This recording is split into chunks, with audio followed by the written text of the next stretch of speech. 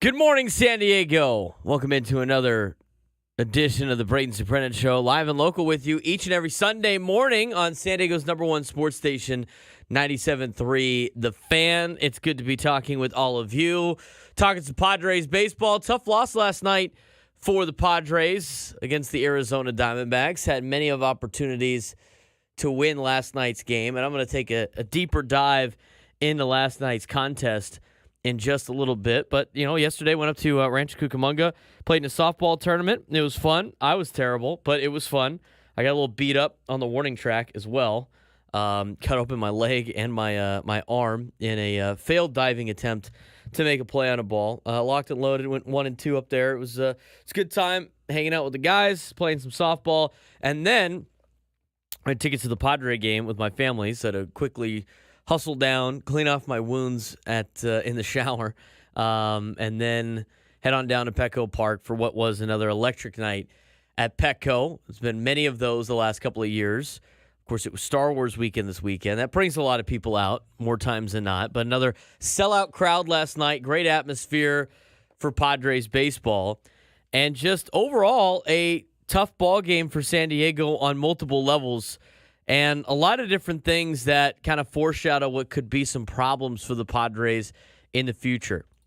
Last night was one of those games. It was like you're going to have one of these games, and you're going to have these games throughout the year where you can't get some hits with runners in scoring position. A couple of balls don't go your way. You have some unfortunate bullpen mishaps as well, and you end up running out of depth, if you will, on the bench when you need it most in the last couple innings. And there's multiple ways to break this game down. And as much as a lot of people leaving the ballpark last night was like, why is Bryce Johnson on the team? It's not really Bryce Johnson's fault. There's a little bit more to it than that, based on the way that the game was managed at the time, earlier in the game. And that's, not a lot of those moves are not necessarily bad moves by Mike Schilt. But last night's game, it was just so frustrating to watch this team continually put runners in scoring position and unable to get them in with 1 out or less than 2 outs. I thought Matt Waldron last night pitched good enough for the team to win. I thought the bullpen was kind of a circus outside of maybe 2 bullpen arms. They have a lot of problems in the bullpen. And you look at the way that game went about, I think it foreshadows what could be disastrous for the Padres in the future, what could be their exit in the postseason, or a reason why they don't advance deep in the postseason, or a reason why, they might not make the playoffs. I do think they're going to make the playoffs, but their big Achilles heel, I think, showed last night. I thought you saw some foreshadowing with that. Lack of having depth, lack of having, a good bat in the outfield, lack of a bullpen, and not really lack of starting pitching help, but I think Matt Waldron's done a great job for you this year. He's not the best of pitchers in Major League Baseball, but he has gone on a streak, and he has done a great job of giving you an opportunity to win every night he pitches. There's nothing more you can ask for as a 5. But with all of these injuries and other issues with the Padres in their starting rotation, you can't be starting a playoff game with Matt Waldron. And that's not his fault. He's been pitching really well. And that's not that game last night. He pitched well enough for the team to win, and he ends up giving up 3 runs, although one of those you could have used some help from Matsui. It was more so the bullpen last night and the lack of depth of the San Diego Padres that lost them the game to the Arizona Diamondbacks. I thought they fought back well, which they have done all season, which has been a major difference between this year's team and last year's team. But there's still potentially a lot of problems that need to be addressed. I don't know if all of them can be addressed at the trade deadline. Let's talk more about last night's game. San Diego Padres got the first run in the bottom half of the first inning. It was good work by the Padres' top half of the order. You got a single out of a rise. Profar kind of struggled at the beginning part of the game before getting a couple of hits late, or at least a clutch hit late. Cronenworth with a single, Machado with a single, knocked in a run, and the Padres were up 1-0. Backside, Arizona was able to get a run back against Matt Waldron. A lot of that with 2 outs, too. They got a leadoff single by Christian Walker and then a punch out and a pop-up and a strikeout. And then all of a sudden it was a walk, a single, pass ball, walk, and Arizona ended up tying the game at 1. And then later on, for the Padres, leadoff single by Peralta, strand him in the 2nd. Not really too much going for him in the 3rd. Padres give up a home run in the 4th on a knuckleball to Lourdes Gurriel Jr.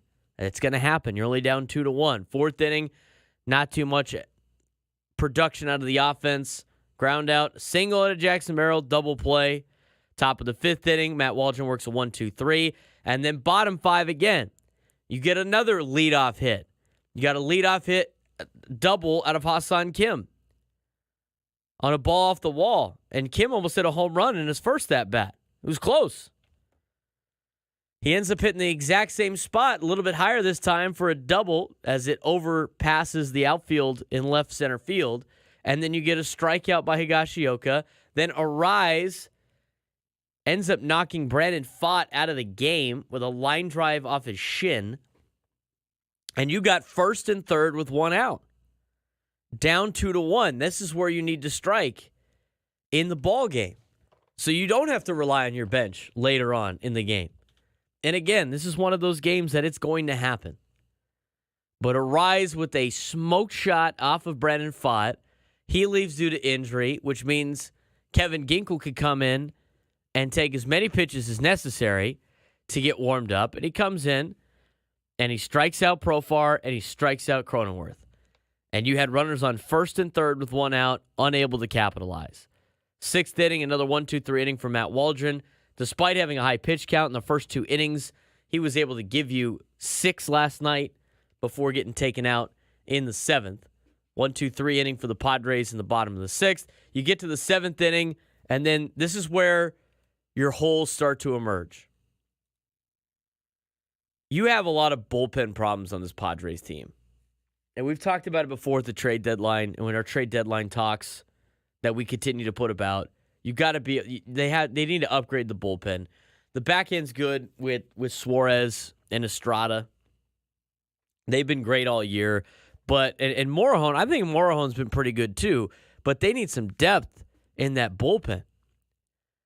And unfortunately for the Padres, the 2 guys, well, really 3. There's 3 of them that have been a disaster. Are the 3 guys that you have under contract, 2 of them until at least 2028, and 1 of them to 2027. And that's Yuki Matsui, who's under contract until 2027, who, by the way, has a player option in 2028. You got this guy for 4 more years after this year. The other one's Wandy Peralta, and we'll get to him in a second. You got him for another 3 years after this year. Now, granted, they're not making they're not making a lot of money, making a decent amount of money for bullpen arms, but you got Wandy Peralta for another 3 years. He can opt out at the end of each year, but the way he's pitching right now, I don't know why he would. Leaving a lot of money on the table. And the last guy for you, and now he's not making a lot. He's in arbitration. And he's been kind of a big surprise to me about how poorly he's pitched this year is Enyo De Los Santos. He hasn't been very good at all. But you bring in Matsui last night. He doesn't really give you that stroke of confidence on the hill. He inherits a runner on first because Matt Waldron gives up a single to Suarez.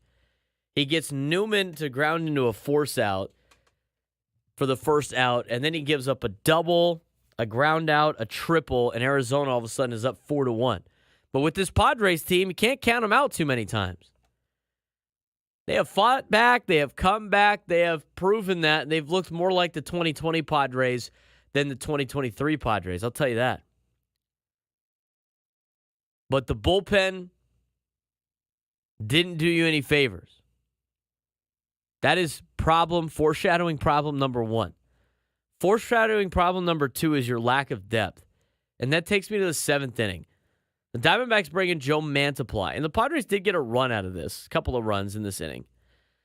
But Mike Shildt decided, this is a total hindsight 2020 move, right? You're down 4-1. It's the bottom of the seventh inning. You want to try to start the inning off right by getting a little bit of a rally to try to cut into that Diamondbacks lead.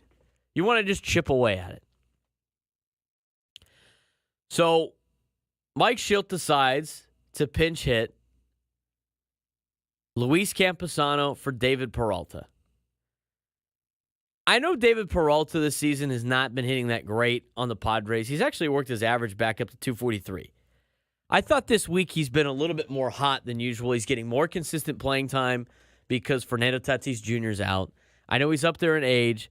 At the time, I kind of got it. It's like, let's start off with Camp, who has usually a better bat than Peralta. Maybe he can start off with a double or something.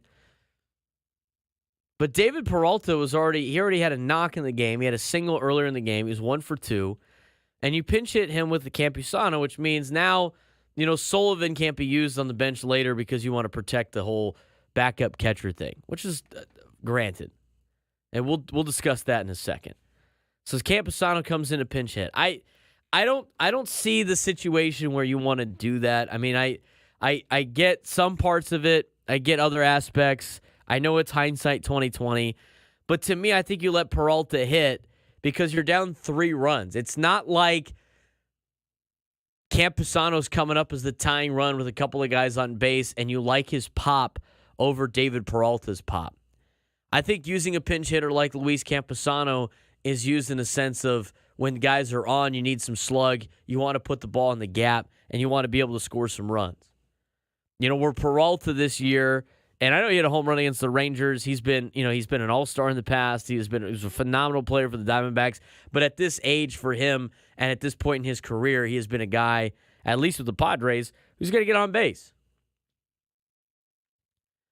And more of a guy that could, kind of work a veteran at bat.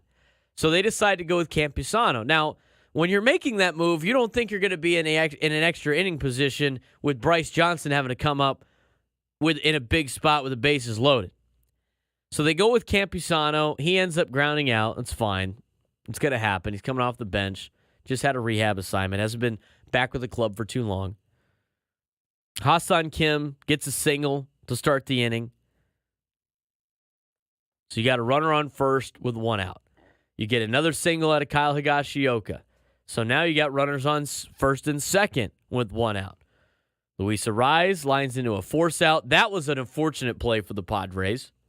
Very unfortunate play for the Padres. He hits a missile right at the first baseman, at Christian Walker. He gloves it. It pops out. Kyle Higashioka was hosed either way. He gets thrown at second. And now you got runners on first and third with 2 outs. Big knock by Profar. Makes it 4-2 as he scores.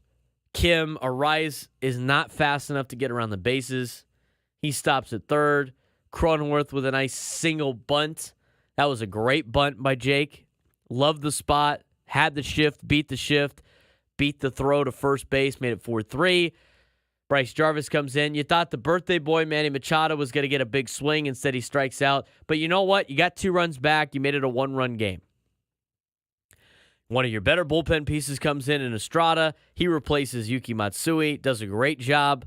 Works a 1-2-3.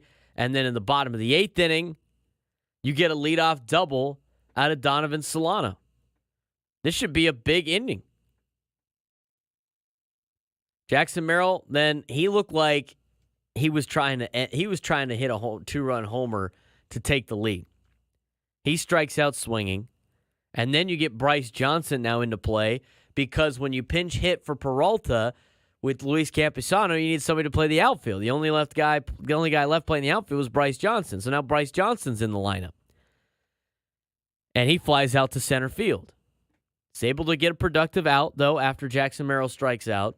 And he moves Solano to third with 2 outs. And then Kim gets a double down the left field line, makes it 4-4. Higashioka grounds out. You're all tied up. Adrian Morejon comes in. Again, one of your better bullpen arms, and he gets out of the 9th inning, and you go to the bottom half of the 9th or it's ground out by the top 1, 2, 3 in the order. That's where you got to execute if you're the San Diego Padres, and they failed to do so. You get to the 10th, and I don't know why they didn't leave Morahone in. Obviously, he hasn't been stretched out, but he has been a guy that could go multiple innings, and they go with Wandy Peralta. And that turns into an absolute circus for Wandy Peralta. Gives up a leadoff single on a bunt because he goes over there and kicks the ball around. And now you're in a jam because you had to start with Corbin Carroll on second base, which worked out for the Diamondbacks because he's one of the faster players in Major League Baseball. So now you have runners on first and third. Grichuk walks, the bases are loaded, and that's when the Diamondbacks can open up the floodgates. Walker gets a single, and they bring in Stephen Kolek. Thanks for participating, Wandy Peralta. Gurriel Jr. gets a sac fly, or hits a fly ball to right. Grichuk gets the third. McCarthy grounds out into a force out, but that scores a run. It's 7-4 Arizona, which really takes the wind out of the sails for the Padres. And again, with execution, a couple of innings earlier, after Donovan Solano led off the inning with a double in the 8th, being unable to execute there, you're tied instead of potentially already have had the game won. So then you get to the 10th. And Machado works a walk with Cronenworth at second base. You got first and second and nobody out. Donovan Solano hits a double to right field. He gets it over Corbin Carroll's head. Cronenworth scores and Machado gets the third. You have runners on second and third, down 2 with nobody out. That should be a Padres victory 9 times out of 10, and last night it was the 10th time. Tyler Wade comes in to replace Donovan Solano. I don't mind that move. I mean, at this point in time, you need some wheels. Solano is not fast. Wade is the tying run. That is the most important run at that moment. Jackson Merrill comes up. He walks. That's almost intentional, even though it wasn't, because Jackson Merrill worked a great walk in that at-bat. But now you have the bases loaded with nobody out. The tying runs on second, the go-ahead runs at first, and you have Bryce Johnson stepping into the box. This is not a knock on Bryce Johnson because it's not Bryce Johnson's fault. He has to come up with the bases loaded and nobody out. This is 100% on the roster construction and the lack of depth. Now, the caveat to that is, and the saving grace, is there are some injuries involved here. You know, Bryce Johnson's not currently on the roster if Xander Bogaerts is back. He's not on the roster if Fernando Tatis Jr. is not hurt. I mean, he's not playing if those are 2 of those situations are happening. But you decided to pinch hit for David Peralta earlier in the game with Luis Camposano instead of doing it here. Now, when you did that move, again, as I mentioned before, you didn't know you were going to come up in extra innings, down 2 runs and needing a knock. But that lack of depth is kind of foreshadowing what the Padres could be if they don't make some additions at the deadline. If you decided to have Wade pinch hit for Johnson, then you have Solano on the base pass. So, I mean, you could have done that with no outs. But, if you get down to 1 or 2 outs and you want some speed on the bases, you wouldn't have anything really left. The thing is you probably could have used a starting pitcher. But, Bryce Johnson right there, just it's not him per se. But kind of some of the mismanagement earlier in the game, and again, it's hindsight 2020, and a lot of the lack of depth put the Padres in that position. But there were still no outs. Bryce Johnson strikes out. I mean, even if Bryce Johnson hits into a double play, the Padres score a run, and they have the tying run at third base. And he strikes out swinging. Kim comes up after the Diamondbacks made a pitching change, and he strikes out on a foul tip. Anything besides a double play and a strikeout would have worked. I mean, if an elevated ball scores a run. And then Kyle Higashioka flies out to end the game, and the Padres lose. There was a lot to unpack there with the way that the game was managed. There was a lot to unpack with the way that the roster is constructed. And there was some foreshadowing of what the Padres might run into in tight playoff games with the lack of depth. The bullpen is a major issue for the Padres, and it needs to be addressed at the trade deadline with guys like Wandy Peralta and Yuki Matsui. And unfortunately for the Padres, those are two of the guys that are under contract for a long period of time here. It's cheap, so I guess you could potentially part ways with those players and eat the contracts. But those are two contracts that you need better production out of those players. The bullpen needs a lot of help. The depth needs a lot of help, and hopefully Xander Bogaerts comes sooner rather than later in order to improve that. But that's another area of need. The Padres do need a bat, and we'll talk more about that on the show. But I saw a lot of foreshadowing of what potentially could be a problem for the Padres in the near future. Aside from that, it's going to happen. Padres are going to lose games like that throughout the season. It happens. They blew a lead on Friday. They were able to overcome it. Last night, they came back, and they couldn't get it done in extra innings. We're going to talk more Padres baseball throughout the show. 833-288-0973. 833-288-0973. Big holiday weekend, so I know a lot of you guys are still waking up talking Padres baseball here on San Diego's #1 sports station, 97.3 The Fan.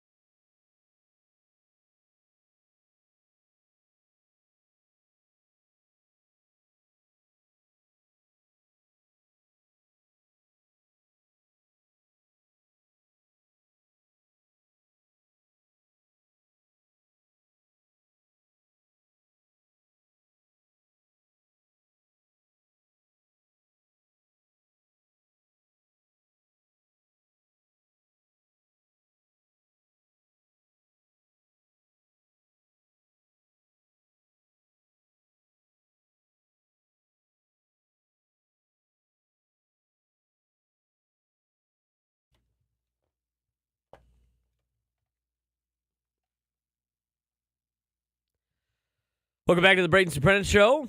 Live and local each and every Sunday morning from 8 to 10. Full show today. We had a shortened show last week with the Padres in Boston, Mass.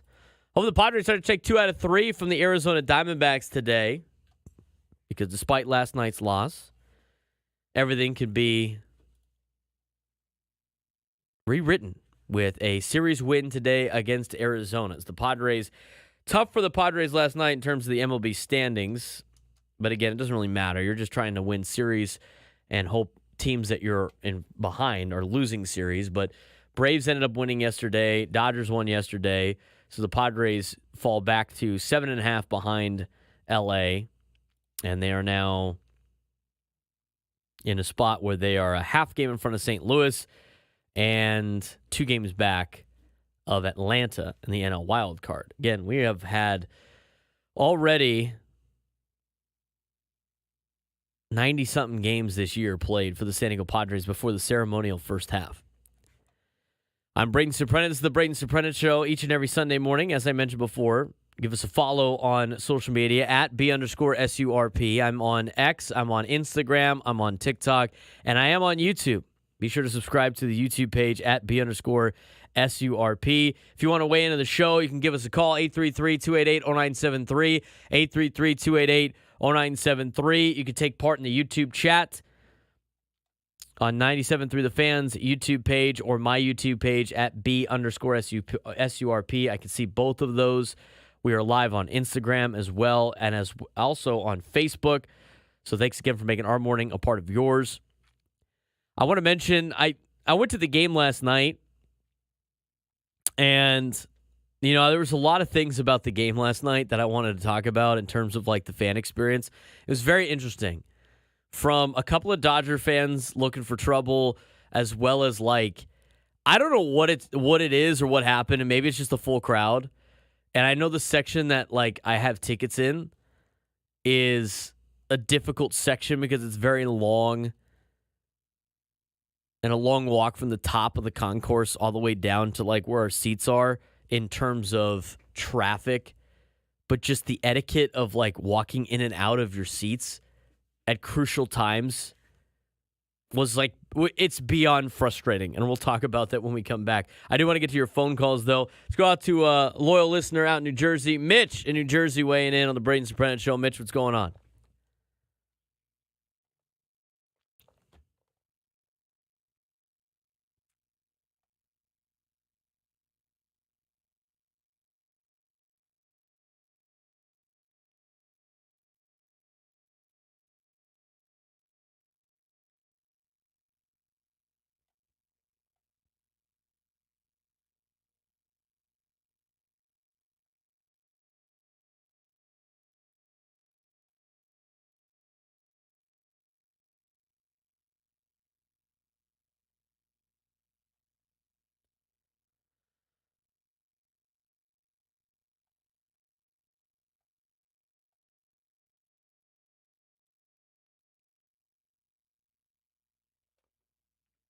Prospects like James Wood, he had a great game yesterday. And that guy looks like the real thing.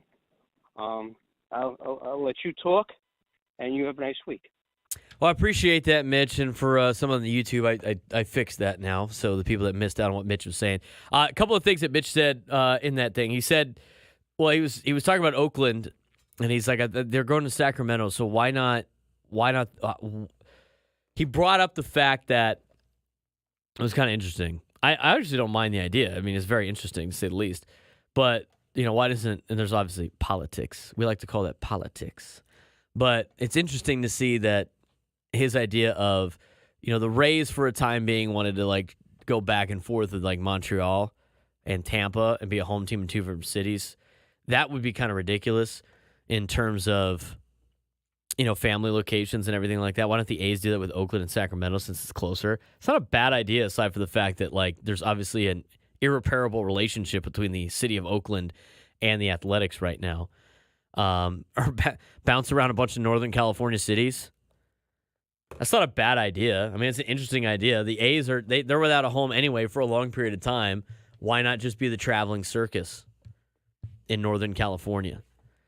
He went on to ask, talk about the Padres in terms of like picking up pieces at the deadline. I mean, I brought up Ursig and Miller for the A's a couple of months ago. I just think it's going to cost a lot of prospect capital potentially because everybody's going to want bullpen arms, but I think you can find other bullpen arms that are better than what you have currently at the trade deadline. It needs to be addressed. We got another person weighing in on Twitter. Again, you can follow me on X at B_SURP, and you can weigh in on Twitter as well. John B. at Punkball76. I think you said it well. Depth will get much better when Xander and Fernando get back, but we need a bullpen arm or two. Once you're in the playoffs, if you make it, the fourth and fifth starters aid the bullpen also. Going to be an interesting month, to say the least. Yeah. That will be the situation for the Padres, obviously, when it comes to the bullpen. I mean, and that's why, like, if you add some starters to the rotation or one, everybody gets bumped back a bit. And so now, and I don't think Matt Waldron's stuff plays in the bullpen, so maybe he starts a game 4 in a playoff series. He can't possibly be worse than some of the guys that have started game 4 for the Padres the last couple of years. But, if you added another starting pitcher wherever they're at, you get to bump somebody back to the bullpen. If you add like a Cal Quantrill to the team, which is near the end of your starting rotation, he would be a bullpen piece, which is better than what you have seen so far. Or if you add, let's just say you go out and get Garrett Crochet, and I know Cease isn't pitching that well, but if you have him and, who knows what you're going to get with Musgrove and Darvish now. There's an updated report on Darvish. There's no guarantee that he's going to come back this year. We'll talk more about that when we come back. But again, as they were saying, or as John B. was saying on Twitter, yes, your fourth and fifth starter usually bounce back into the bullpen. I mean, I theoretically have Michael King back in the bullpen, which is what he did in New York. So it's a very interesting topic of discussion. It would have been interesting to see this team last year that had great pitching go through the postseason if they made it, with guys like Seth Lugo and Michael Wacha and the rotation that they had, where those guys would have been bullpen pieces. Having Seth Lugo, who just, went through an entire season as a starting pitcher who was always a bullpen piece, to come out of the Padres bullpen would have been great to see last year, but that wasn't the case. We're going to get back to more of your phone calls and more of your conversation in just a little bit. We do have an update on Yu Darvish from Kevin Acee when we come back. I'm Braden Surprenant. This is the Braden Surprenant Show, San Diego's #1 sports station, 97.3 The Fan.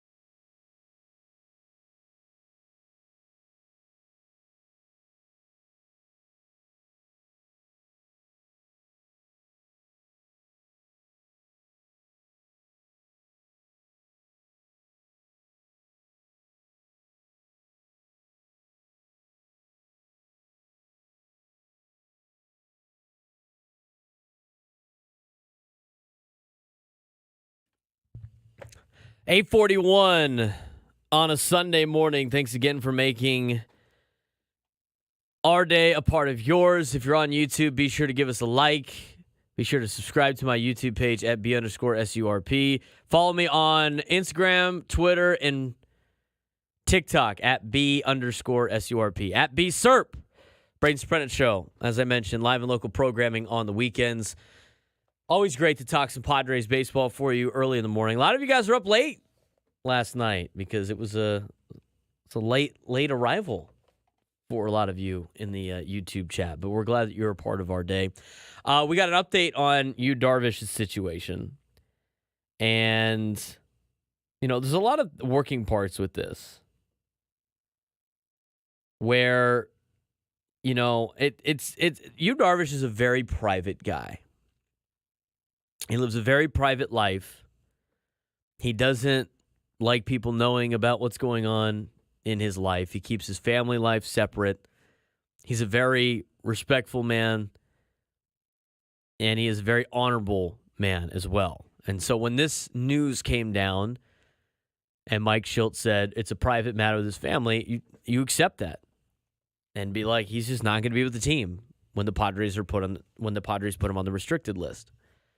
So a lot of us in the media don't know exactly what's going on, and the Darvish camp is never going to try to leak. They're never going to leak what's going on. And there have been some rumors out there that we're not going to address.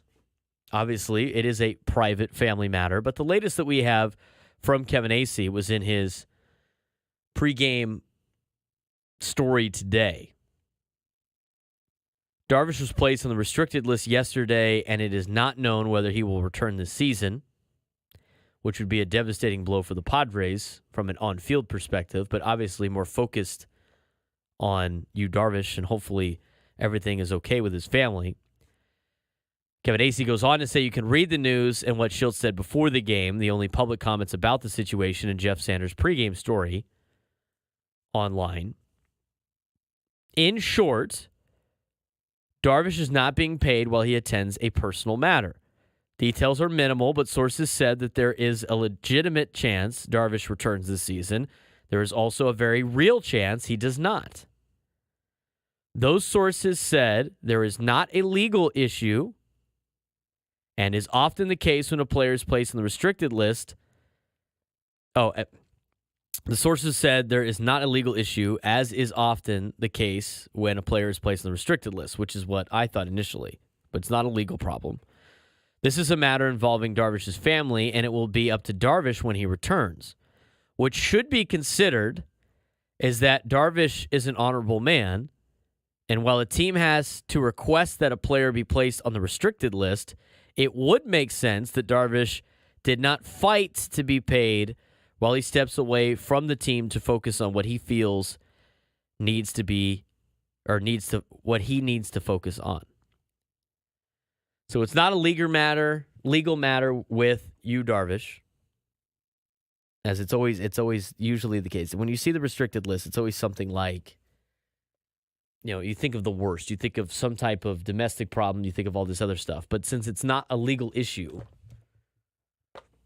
and the fact that Yu is one of those players, and I totally believe this by the way that, the person that Yu Darvish is, that he's going to be away from the team for a long time, and he wants to be able to return when he wants to return, and he doesn't need a paycheck during that time, and he's going to focus on what he needs to focus on, and the Padres are going to focus on what they need to focus on.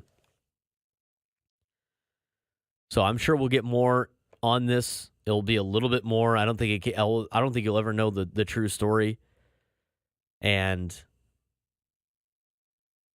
it's a very interesting situation, but at the same time, you have to respect that Yu Darvish needs to take care of some things, and he's not going to be with the team, which really puts the Padres in a problem right now. Again, more with starting pitching because you don't know what you're going to do with Joe Musgrove. But hopefully everything works out for Yu and his family, and I don't think you're going to get too much more information on that. Kevin Acee reporting that it's not a legal issue, which is good news, I think, for anybody that potentially feared the worst with Yu Darvish. And now hopefully him and his family get the support that they need, and it works out. But that was the latest that we got from you, Darvish. So it doesn't sound like he's going to be with the team for the time being. There is a chance that he does come back, and there's also a chance that he does not. So it's going to be one of those Mike McCoy situations. You'll see him when he runs out there in a Padres uniform. So hopefully it's not that much of a serious matter. But obviously with him stepping away, it's a little bit of an issue for you, Darvish. Let's check back over to Padres baseball, though. I wanted to get that update out there. Obviously last night, and I saw Prolifically Great on YouTube with his comment, Bryce Johnson ain't it. He's not. I mean, I feel bad for the guy. He's trying the best he can, but you can't have a guy like Bryce Johnson come up in extra innings with the bases loaded and nobody out and not have depth ready to go off the bench. That's a big reason why for a long time on shows that I've been a part of that you got to have that veteran on the bench. And they do have some veterans, and it's gonna change a little bit when Fernando and Xander come back. But I just, for me, with the Bryce Johnson move, I mean, I understand he's kind of filling a void right now with Fernando not being there. But is he better in that spot than a guy like Jose Azocar? Or is it kind of the same? I mean, it might be kind of the same, right? I mean, you had a Jose Azocar up here for half the season. And then you send him down to get some at-bats, which is fine. But I don't know how much longer you can roll with Bryce Johnson right now in the lineup. But again, it's not his fault. I mean, he's doing the best he can.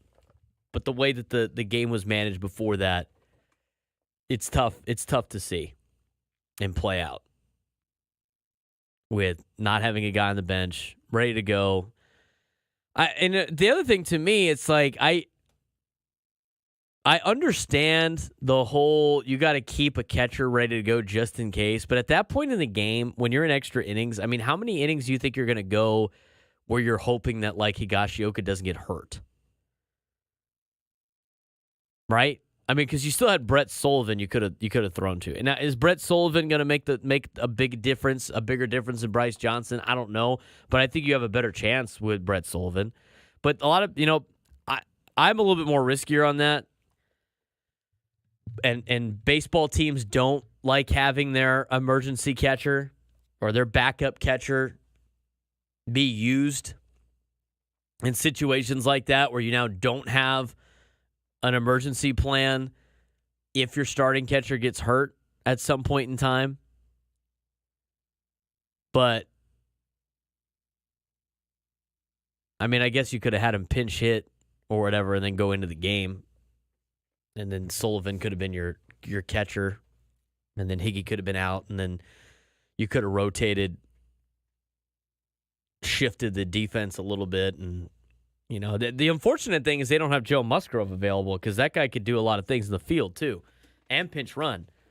The other situation that the Padres, one Padres fan in the chat said, what about Tyler Wade pinch hitting instead? And I said, well, you'd have to have somebody else pinch run for Solano like Sullivan, or nobody pinch run for Solano, who is an important run, but I guess you could have used a pitcher. There's got to be some pitchers on the staff that have some decent speed, at least speed better than Donovan Solano. And, you just hope that you're not getting them hurt on the base paths. But I think in extra innings like that, I mean, you're now in a day and age of baseball where extra innings aren't going to go very long with all the rules and the pitch clock. It's not like you're going to play a 22-inning game again. I mean, you get to extra innings, you're barely going to go over 12 innings more times than not. You might as well unload the bench if you want to go get that dub. But I thought last night was a real lack of depth showing for the Padres, more so than anything else. It was one of those losses that it was going to be a lot. I mean, you're going to lose games like that all the time, but it foreshadowed a lot of issues that the Padres still have, despite them playing really well. And, I went on the show on Friday and this week about how much better they're playing and how they're surviving right now without, $73 million of their payroll on the roster and on the injured list. And it's great for the time being, but it's not a sustainable situation. And when that ride starts to run out, you're going to need some help elsewhere. Otherwise, your holes are going to be glaring yet again. And you can't overlook that because you seem to be playing a lot better baseball.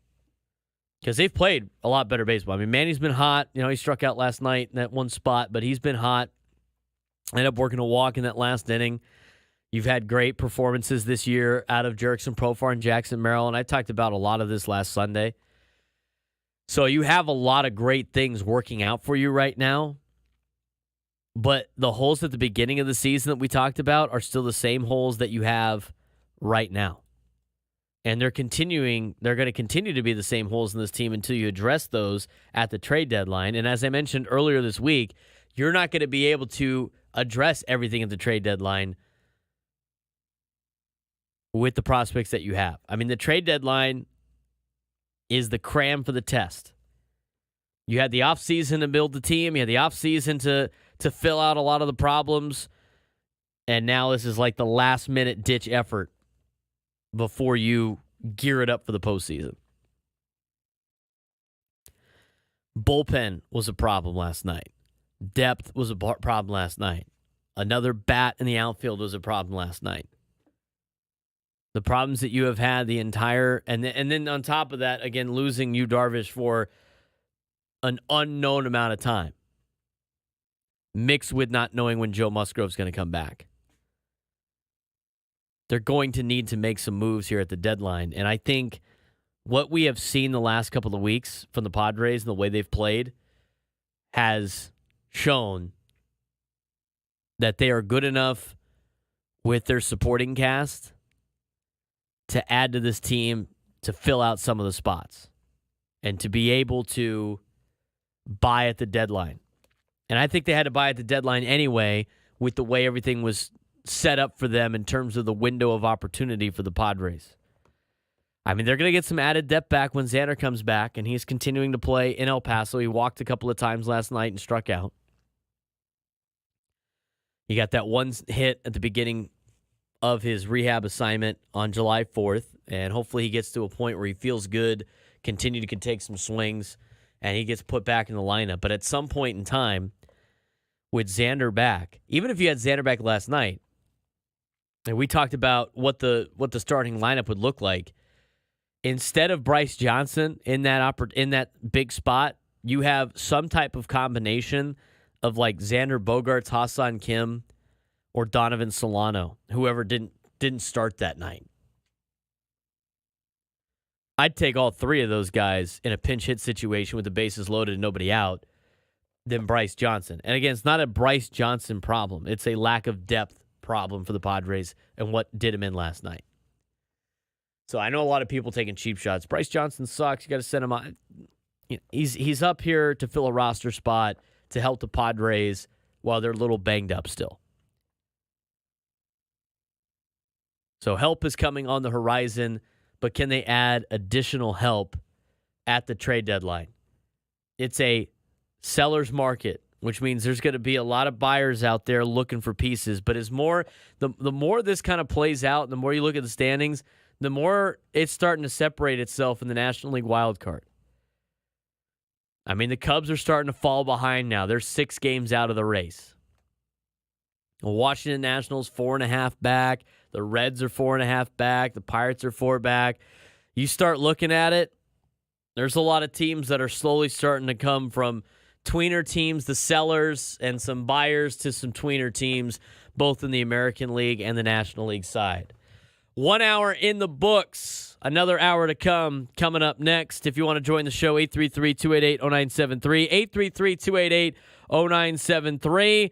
We're going to talk more Padres baseball when we come back on the Braden Surprenant Show, 97.3 The Fan.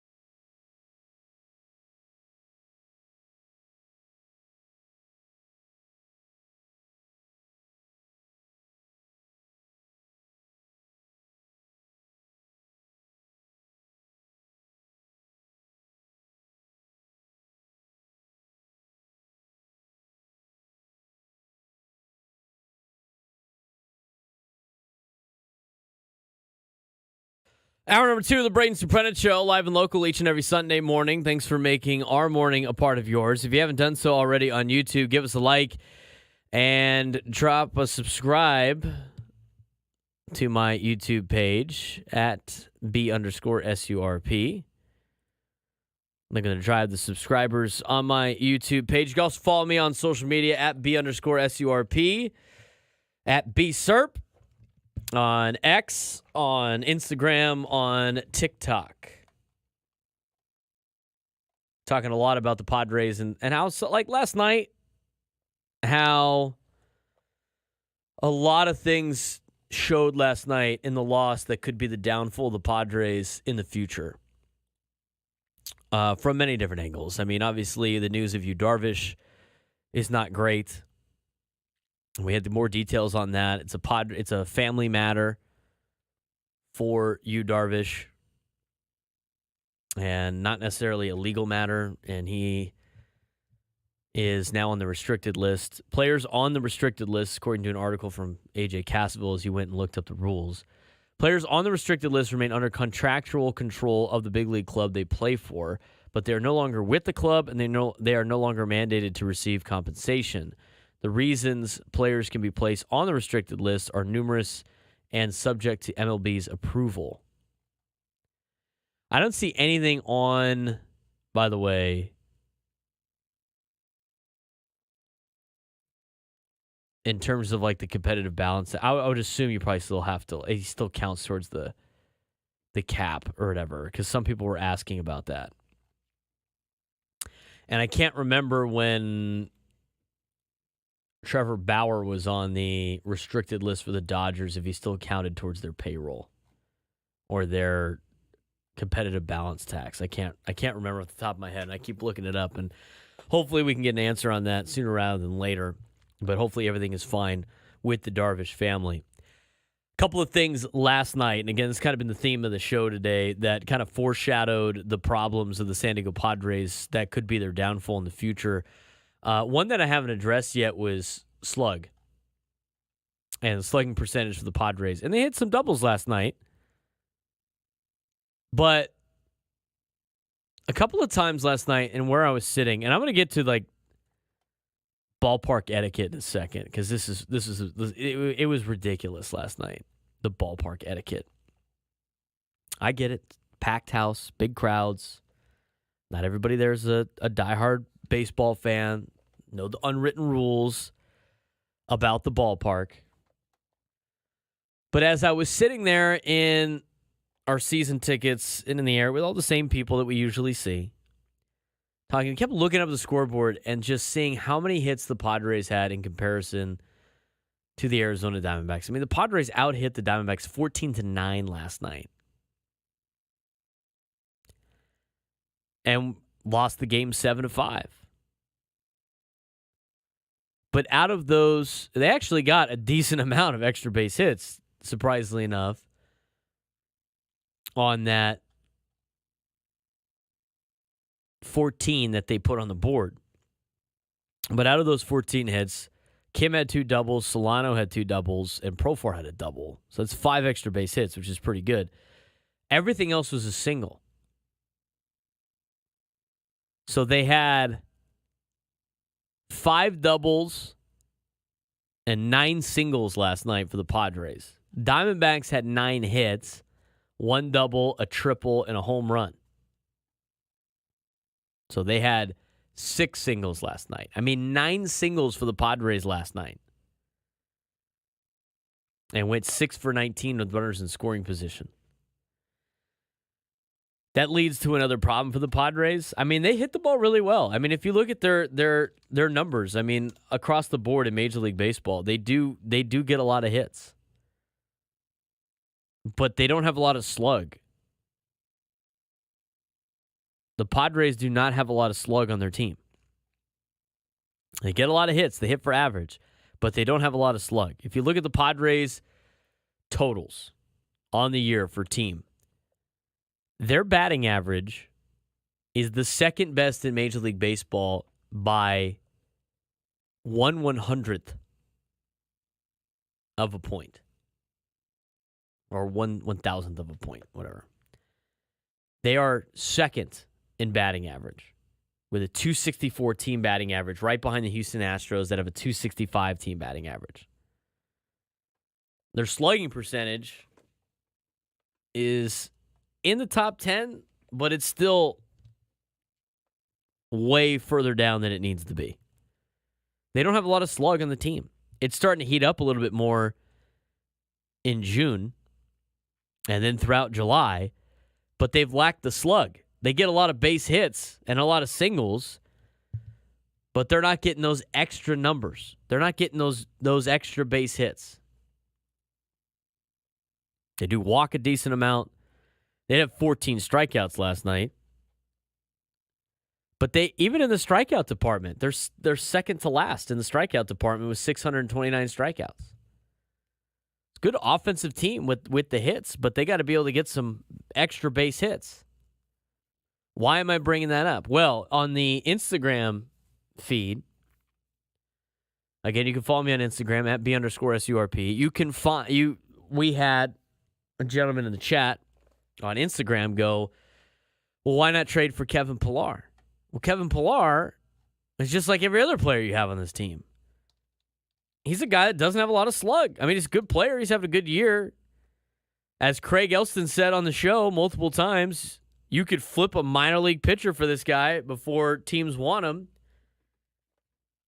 He's a low slugging percentage guy, usually. This year, he's having a nice little year. But another base hit type player. He's hitting 276 this year. You need some pop in this lineup. And you're not getting too much pop out of this lineup right now. Starting to get a little bit more. Then at the beginning of the year, as Manny's hitting the ball well and Jackson's hitting the ball well, but 14 hits last night, 9 of them singles. Got to start getting some extra base hits if you are the San Diego Padres. I mentioned I went to the game last night. And I'm curious to get the fans' perspective on this. I just think, and this might sound like an old man yelling at the clouds. Another great atmosphere last night for the Padre game. Another sellout. It is the place to be. You get so many fans now at Padre games from all walks of life. Baseball fans, Padres fans, Diamondback fans. And, maybe some of this comes with the territory of being a packed house. But I'll tell you what, I mean, I went to a couple of games this year in other ballparks that were also packed and didn't necessarily have this problem. I mean, the lack of awareness going to your seat at Petco Park is just, it's unbelievable. Maybe it's just a Section 118, 116 thing. But I'm sitting in the seats last night, and here's the deal. The seats are they're in Section 118, and they're over to the side of, where the aisle, we're on the closer side where the aisle's to our right, which is, in the way of, the game. So you have to, look through an aisle to the field of play, or to the infield rather. I have probably seen in those seats, I have probably seen an entire at bat without somebody in front of me one time. One time. And it's all the same stuff. It's hilarious. Now, I will give the benefit of the doubt of the sense that it's in the lower field section, and 118 stretches all the way up to the concourse, and in the lower section of Petco Park, where the Jerome seats are, they have that little walkway around. It doesn't go all the way out to 118. So if you're down in the lower level of 118, you got to get through the higher level and the lower level, and by the time the usher lets you through, by the time you get down to the lower level, I mean, the next at-bat's already started. And so now you got all these people going in and out of your seats. But it's up and down, up and down. But the best part, I mean, it's not the best. It sucks. But the funniest thing about these seats, For some reason, the people in those seats and in the area, and maybe it's all over the ballpark. It could be all over the ballpark. I can't tell you how many times somebody goes down the stairs and then they stop and they look up and they're all confused and they just stand there. And they stand there in the aisle and they're just looking around aimlessly of like, am I in the right section? I don't know if I'm in the right section. And to be honest with you, I've seen this person at least 4 times already. They are in the right section. I even know where their seat is. I've seen them sit in that seat 4 times during the game. I understand. People got to get up, got to go to the bathroom, get a drink, get some food, whatever. I get it. But even if there's somebody holding the sign like "Do not go" at the top, the amount of time it takes to get the people down the stairwell, and into their seats takes almost a batter anyway. Almost to the point where you shouldn't even allow people to walk down the seats until the end of the inning starts, or at the end of the inning, before the next inning starts, in between innings. But they hold the crowd during the at-bat. But the problem is, again, when they get through after the end of the at-bat and the change of the action, they don't get to their seats in time before the next at-bat happens. But maybe I'm just a stadium-savvy guy. I have never once gotten to a seat at a stadium, and even if it's a stadium I've never been to, but once I get to my seat for the first time, I know where I'm sitting. I know where it's at. I don't sit there and look aimlessly like, am I in the right section? Is this 116 or 118? Is this still 118? You mean they haven't switched this to 116 yet? This is still section 118. We sure about that?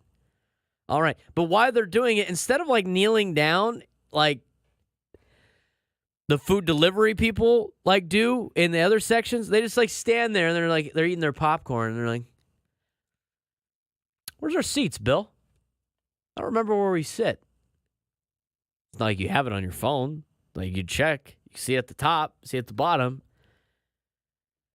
Last night in the 9th inning, last night in extra innings. I mean, now at this point in time, this happened a couple of times last night in extras. Before our buddy Bryce Johnson came to the dish, there's bases loaded. There are no outs. The Padres are down 2. I got 50 people going up and down the aisle aimlessly. The same people. Going up, going down. What are you getting? You can't get concessions anymore. They're closed. There's no way you're going to the bathroom. That makes it. Where are you going?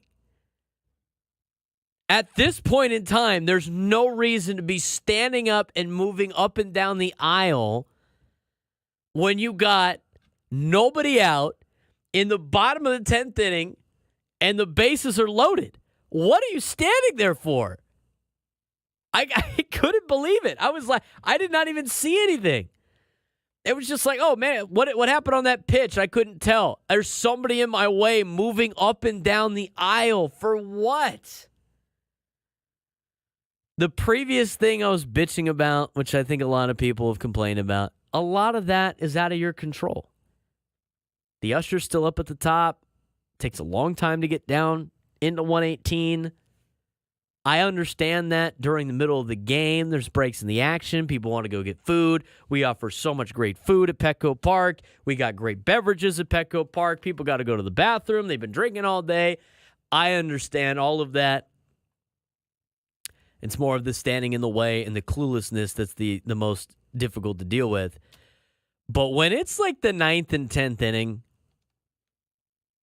and everybody's on the edge of their seat, what are you standing aimlessly for in the aisle looking for your seat?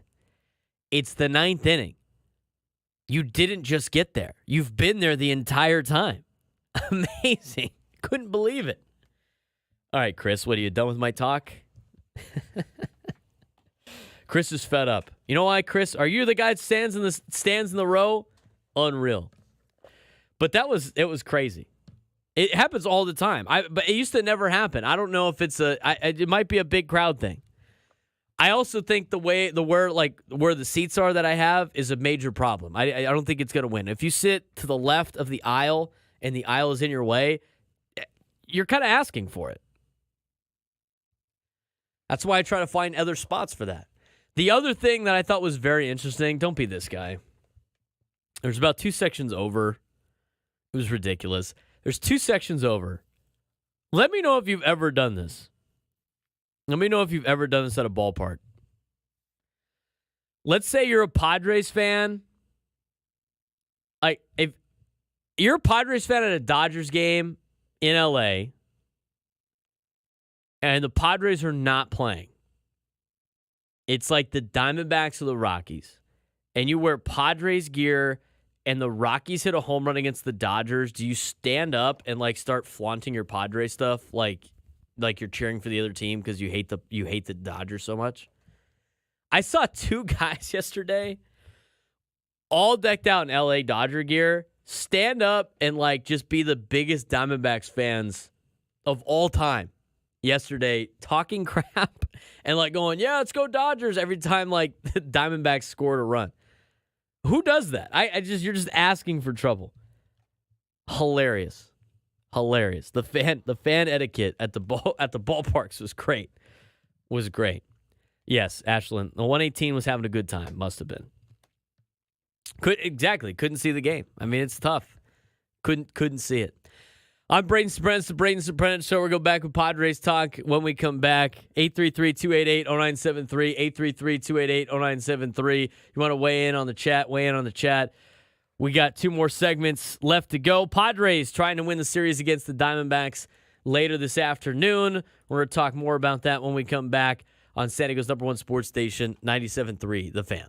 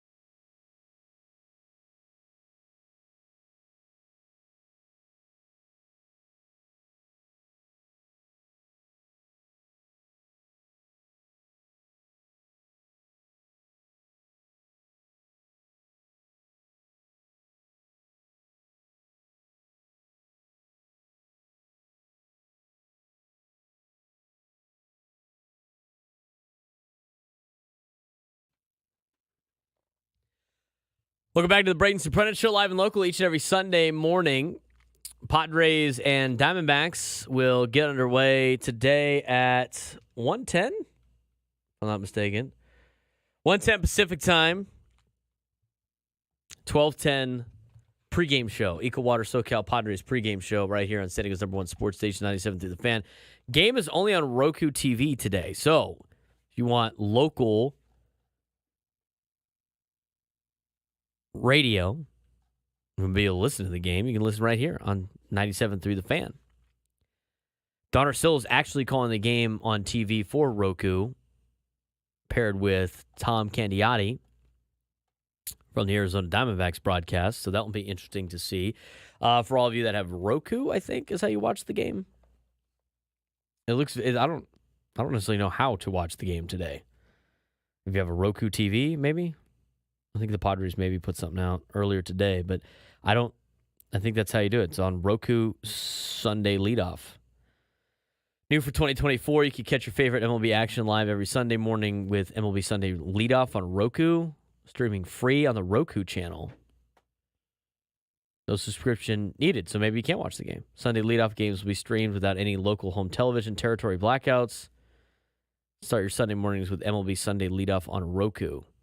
So if you have Roku TV, Amazon Fire Stick, Google TV, Samsung TV, any type of Roku players, watch it on the web, watch it on the mobile app, and then you can listen right here on 97.3 The Fan. Here, so you can watch it. It's free, which is kind of cool. I'll have to find a way to do that on my TV today. Hosting a graduation party for my brother and his friends. Should be a good time. A little barbecue later on this afternoon.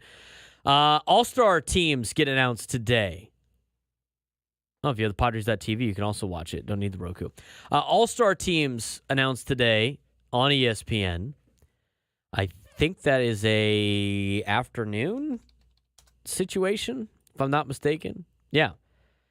The All-Star teams will be announced at 2:30 p.m. Pacific time on ESPN. So, while you're watching the Padres, you can flip over at 2:30 to ESPN and see what the teams will be, and we'll see how many Padres end up making the team. Earlier in the year, ESPN released their preview of who they thought could potentially make the All-Star team outside of the reserves or outside of the starters. And how many All-Stars do you think the Padres will get? We already got two with Fernando and Profar as starters. Now, we know that Fernando's not going to play in the game, obviously, ailing with that stress reaction in his femur, and he is out for a significant amount of time. But he still gets to notch that in his resume, if you will. According to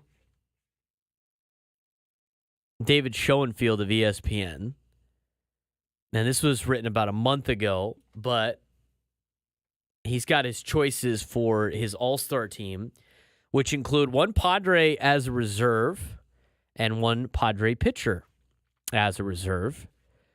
He's got Will Smith, Freddie Freeman from the Dodgers, Christian Walker of the Diamondbacks, Bryce Terang of the Brewers, Ryan McMahon of the Rockies, Ellie De La Cruz of the Reds, Jazz Chisholm Jr. of the Marlins, Brandon Nimmo of the Mets, Christian Yelich from the Brewers. He already made it as an all-star starter. He had Teoscar Hernandez as a starter, so probably you could switch those two. He's got a DH and Marcell Ozuna coming off the bench, and he has Luis Arraez as a potential reserve for the NL All-Star team, which would be great to see Luis Arraez coming off the bench. This is, again, before that they start replacing guys that are injured, too. So there might be a chance maybe for Jackson Merrill. I'd be curious to see how this plays out with the voting from the players and the coaching staff to see if Jackson Merrill can make an all-star game. I think he deserves being an all-star. I think he's a fringe all-star player this year with the way that he has performed in his rookie season. He has been the best rookie position player in the National League. It'd be cool to see him in the all-star game. I think a lot of people just assume that when Fernando gets replaced on the all-star team that, oh, well, what about Jackson Merrill? Well, he was way down the list on the fan vote, and Teoscar Hernandez is right there and has had a pretty good year so far. But if you start looking at the stats, Jackson Merrill's outplayed the three other outfielders in most statistical categories. At least the hand-picked ones that we saw on TV, Teoscar Hernandez and Brandon Nimmo and Jazz Chisholm. So I do think Jackson Merrill does have a chance as an injury replacement, but I don't necessarily know if he's making the team as a reserve. But the reserves get announced today. From a pitching standpoint, they do have Robert Suarez on there as making the team. I mean, Robert Suarez, I know what happened on Friday was unfortunate. He didn't get any help from Enyel De Los Santos. But, not on his best, Robert Suarez on Friday. That was his third day in a row pitching. Maybe even fourth day in a row pitching. He was used a lot during the road trip. He is the lone Padres pitcher in the bullpen, but he's been the best closer in the National League. Projected All-Stars for the pitching staff that, again, announced today. Zach Wheeler, Shota Imanaga, Tyler Glasnow, Aaron Nola, Logan Webb, Mitch Keller, Chris Sale, Robert Suarez, Ryan Helsley, Matt Strom, and Kyle Finnegan. I'd be really interested to see if Paul Skeens makes the team. And if Paul Skeens ends up being a starter. Because to me at this point with the All-Star game, let me know. You could put it in the chat and give me a call if you want. The All-Star game to me used to be really fun, and I was into it because they were playing for something. And I do think there's something to be said about the amount of I do think there's something to be said about having your World Series home site determined by the league winning the All-Star game is stupid. But at the same time, it gave all these guys an incentive to win, an incentive to play, and now it's mostly about entertainment. But to me, if it's about entertainment, then why not pick the most entertaining guys on this roster? Paul Skeens to face the top half of the American League lineup would be insane to watch. Even though he came up midway through the first half, and regardless if he has all-star numbers or not, the guy's electric on the mound, and to watch him go one inning in the All-Star game against some of the league's best is must-watch TV. But ever since they got rid of that rule, I like watching the introductions, but I used to like watching the introductions when everybody was wearing their own uniform. Now they got to wear the American League and National League uniform in the game. It looks so dumb. It just added to the list of things that Rob Manfred has ruined for Major League Baseball. I loved watching them play in their uniforms. Home teams, they're all wearing their whites. You get to see all the different uniforms all in one place. Road team gets to wear all their grays. It's cool. That's what made it fun. That's what makes it fun. That's what you get to watch. You get to see everybody in action at the same time. All play. You don't need to see them in a uniform game. In a uniform, the same uniform. Who cares? It's boring. Have some pizzazz, some individuality. It's great. All-Star game rosters announced today at 2:30. We'll see how many. I actually brought that up. It's funny. They said somebody in the chat on YouTube says All-Star games should at least wear their City Connects. Might as well put all his money in these City Connects. Now, all the All-Star games now have been it's come to the point where why do you even play them? And I think that's a big reason why Bryce Harper continues to petition Major League Baseball to allow Major League Baseball players to take a break during the season every 4 years to compete in the Olympics. That's a different topic. That is a different topic. Let me ask you, baseball fans, you want the Padres season to go on a 3-week hiatus in the middle of August for the Olympics? Hockey does that. They do that in January every 4 years for the Winter Olympics. Instead of doing an all-star game, they do an all-star break for 3 weeks, and all of the international players or all the players in the NHL go play for their home countries in the Olympics. And it's fun and it's must-watch TV. I think it'd be fun and must-watch, but are you willing to give up 3 weeks of August Padres baseball in order to watch that? I don't know about that. I don't know if I want to do that. Could you imagine? You lose Manny and Fernando and Xander and all these players. They're all playing for their home countries in the middle of a pennant race, and then God forbid one of them gets hurt during this 3-week period, and then they got to come back and rehab and react. I mean, I don't know how you could do it in baseball when you play so many games and the season's already long. You can't take 3 weeks off in the middle of August, especially for a sport that, even though they play their playoff games in the fall, it's a sport that's very dependent on weather. You can't push the season back another 3 weeks every 4 years. Or maybe those 4 years you start the season in March and you start spring training end of January and February. I guess you could do that.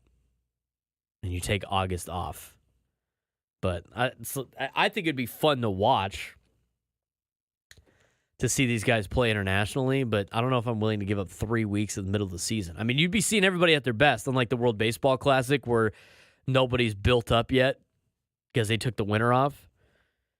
So from that perspective, you'll be able to see it. But a 3-week break for everybody to play in the Olympics, I don't know if I mean, it'd be cool, but at the same time, as a Padres fan, being selfish, it would be kind of lame. It would suck. Padres, Diamondbacks, final game of the 3-game series. We'll talk more about that when we come back. 833-288-0973, 833-288-0973. This is the Braden Surprenant Show, live and local, each and every Sunday morning on San Diego's #1 sports station, 97.3, The Fan.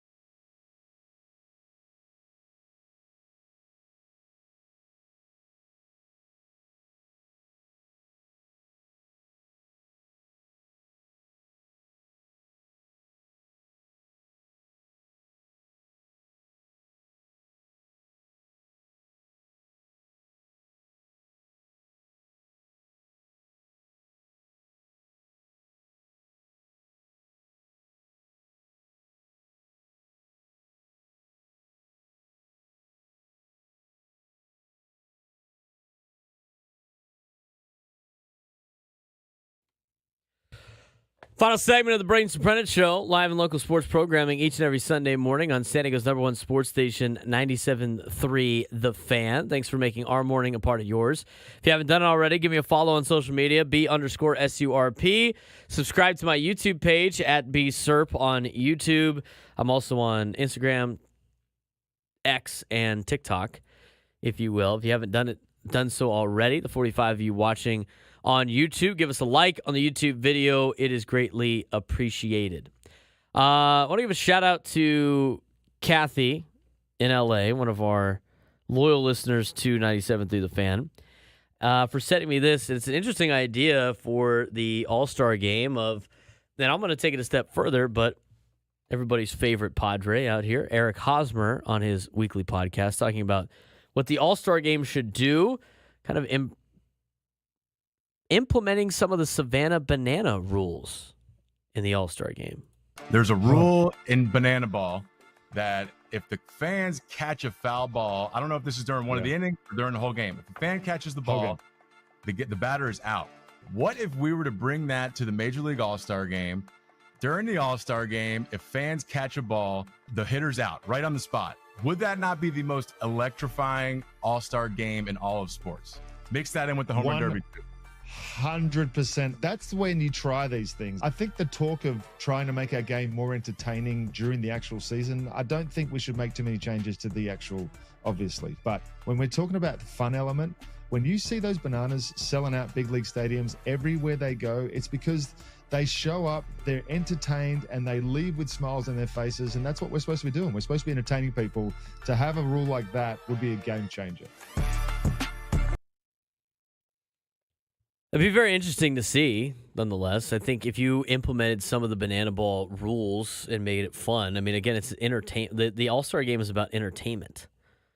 It's not it's not really about the game anymore. I mean, guys are out there competing, whatever, but it'd be kind of fun to make it like that. I don't think you need to make it like a circus spectacle.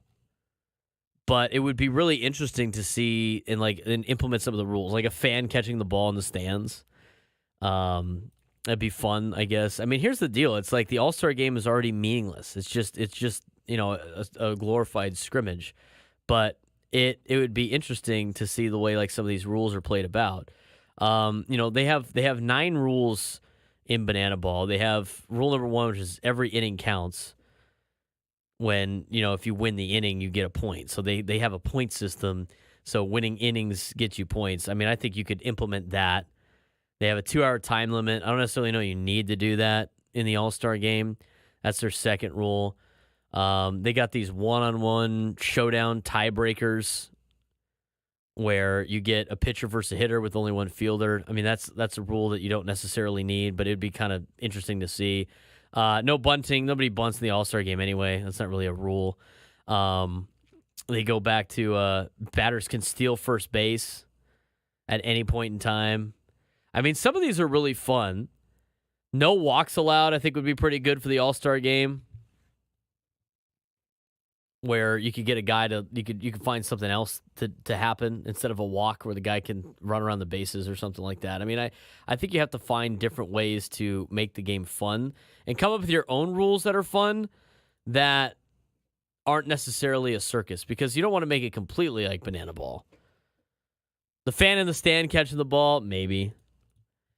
I mean, I don't really think it would be kind of cool if you had an all-star team, what if you made the all-star game where it's the American League versus the National League, but every division's got their own team and they play a different team each inning. So the first inning is the National League West versus the American League West, and then the next inning it's the 2 Central teams play each other, and then the third inning the 2 East teams play each other. And then in the 4th inning, it's the National League West versus the American League Central. I mean, and go through, and then you could chalk up points. You play an inning game or whatever. I just think they got to find different ways to try to make it entertaining now, because the game itself for a lot of these All-Star games are no longer entertaining. Are they going to have the pitcher on stilts? Yeah, let's put Paul Skeens on stilts while he pitches. Some different things you could do. Padres Diamondbacks today from Petco Park. Again, if you want to watch the game, it's on Roku today. It's free to watch. You could watch it. You could also always listen live right here on San Diego's #1 sports station, 97.3 The Fan. Sam Levitt will get you started on the Eco Water SoCal Padres pregame show coming up at 12:10 p.m. Pacific time, with the game starting at 1:10. It'll be Dylan Cease for the Padres going against Ryan Nelson of the Arizona Diamondbacks. Dylan Cease really needs a bounce back. He has been awful since May 14th. We did a deep dive on him earlier in the week about just how poor he has been as a starting pitcher for the Padres since May 14th. He was really getting a lot of play at his fastball and his slider combo. He doesn't really have a third pitch. He likes to use that knuckle curve sometimes, but hasn't really been that effective with it. And when you look at his fastball, I mean, teams have been tagging his fastball in his last couple of starts. That's why Dylan Cease is up to a 7-7 record with a 4.24 ERA. With the state of the San Diego Padres rotation, Dylan Cease really needs to get back into gear and being that ace-type starter that you acquired at the beginning part of the season. Because right now, you don't have Yu Darvish for a significant amount of time. He is on the restricted list. And on the restricted list, he is not going to get paid. He is going to be off the team for a while now. He's still a Padres product, but he is not with the team. He doesn't travel with the team. He doesn't get paid by the team. And he's obviously dealing with a personal matter. Joe Musgrove. No real timetable for his return until maybe August if they're lucky. Those are two of your top-end guys in the rotation. Michael King's been good. Matt Waldron's been serviceable. You're starting to fill out the rest of this rotation. You need Dylan Cease to turn it back on. Because in the report from Kevin Acee earlier today, I mean, there's a chance that Yu Darvish never comes back this season. There's also a chance, obviously, that he does come back. I don't know what that tells you, per se. But if you are not getting Joe back and you're not getting you back, that's a major hole in your starting rotation. And starting rotations are not things that you can completely rebuild at a trade deadline during a seller's market. I went through some of these players earlier this week, or should I say yesterday, on either the trade market or players that are on the trade block that the Padres can go after. I mean, we've talked about what they need the entire first hour of the show, and I thought that was necessary. I thought a lot of it came out yesterday with the way the Padres ended up losing. The three things that A.J. Cassaville put in his article on Padres.com that are deadline moves the Padres could consider. Number one was a high-leverage reliever. Bullpen failed you last night. Number two is a back-end starter. That wasn't really effective last night's game because I thought Matt Waldron pitched good enough to win. But the news of Yu Darvish really escalates that with a back-end starter. Number three is an outfielder/bench bat. You needed an outfielder/bench bat to come up in the 10th inning with the bases loaded and nobody out and get a knock. It's not Bryce Johnson's fault. But you need somebody in that spot. Those are major holes and Achilles heels for the San Diego Padres right now, going into the second half of the season, going into pennant race time, and going into the playoffs. Who are these potential players? I mean, Garrett Crochet always comes to mind. The guy just won Pitcher of the Month for the American League. His F4 is now at a 3.7. He's not getting paid a lot of money, but guess what? It's a seller's market. I mean, you got to part ways with a lot of prospects in order just to acquire Garrett Crochet, who might be on a pitch limit as he's battled injuries and he is now starting to be stretched out into a starter. You might not win a bid for Garrett Crochet with a team like the Los Angeles Dodgers or the Baltimore Orioles or a division leader that can use a starter,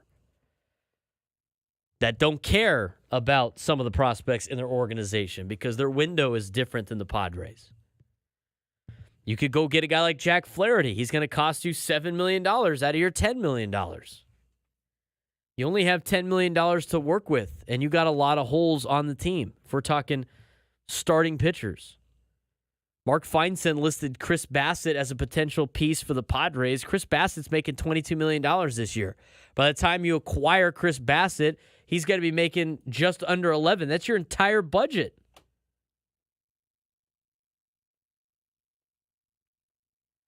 Going down the list, Zach Eflin of the Tampa Bay Rays, he's getting $11 million. He's potential fit for Atlanta and St. Louis. You got bullpen pieces in Kirby Yates and Jose Urena out of the Rangers. I mean, I watched them pitch against the Padres. They were good. They were not like game changers. I don't know what the Rangers would want for those players. Carlos Estevez is available as a bullpen piece. They talked about, the Blue Jays potentially selling Trevor Richards as another option. He's not going to be making a lot. But with the criteria that the Padres currently have, it's going to be hard to find a lot of these pieces. And they got to fill some holes here on this roster if they want to be able to survive the second half. I mean, Jackson Merrill's done a great job so far, but he's got to be able to survive that August lull that every rookie goes through. Question in the chat. Because of internal issues going on with the Giants and Blake Snell, would they be interested in trading him for possibly Kim or Brito? I don't know what the Giants are going to do with Hassan Kim. I think Hassan Kim is a player that right now you can't trade because he's more of a value to you as either a bench piece, a defensive replacement, or even a starter at shortstop than he is as a trade piece. Because as we talked about earlier in the week, Xander Bogaerts is coming back. And with Xander Bogaerts coming back, somebody's got to go to the bench. The Padres would probably put Donovan Solano on the bench, but Donovan Solano's been one of your better hitters since Xander Bogaerts went on the injured list. And Donovan Solano, again last night, continued to be one of your better hitters for the San Diego Padres, which means you got to keep him in the lineup. But with the addition of Xander coming back, now all of a sudden your bench gets a little bit better, where instead of Bryce Johnson coming up, maybe it's Hassan Kim off the bench, or maybe it is Donovan Solano. Having Hassan Kim as a bench piece is very valuable to the San Diego Padres. Having him as an everyday starting shortstop, not as valuable, but it's still more valuable than what you're going to get in a trade for him because, again, he's a rental. So on that question, I mean, it's interesting. I just don't know, like, are the Giants buyers? Are the Giants buyers at the deadline? I don't think the Giants are buyers at the deadline. The Giants got a lot of problems. Giants haven't spent a lot of money. Giants are, they're 2 games under 500. They're right there in the wild card. I know they've been battling injuries. They're only 3 games out, but are they buyers? Are they major buyers? Are they buyers enough where they're going to give up on their big off-season pickup? I doubt it. Does Johnny Brito really do something for them? I don't know.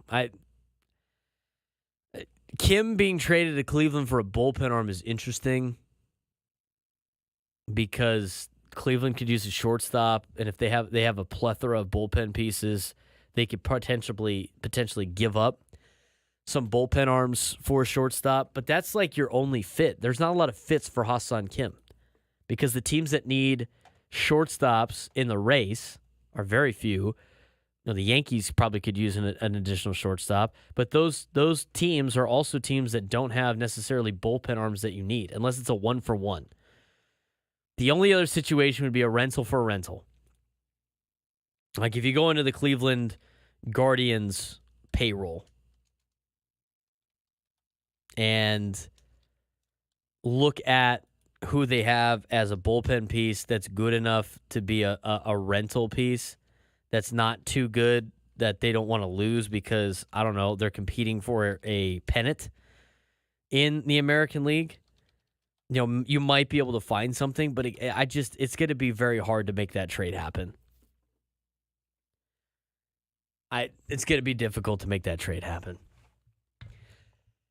Another great show. Fun talking with all of you. Thanks again for joining us on a Sunday morning. We'll be back in action again next Sunday. Have a full Annie and Elston show ready for you tomorrow. Everybody is back with Craig, Annie, and myself. So next time you'll be able to hear me on 97.3 The Fan. Padres baseball coming up at 12:10. Equal Water SoCal Padres pregame show at 12:10. First pitch at 1:10. I'm Braden Surprenant. It's Braden Surprenant Show.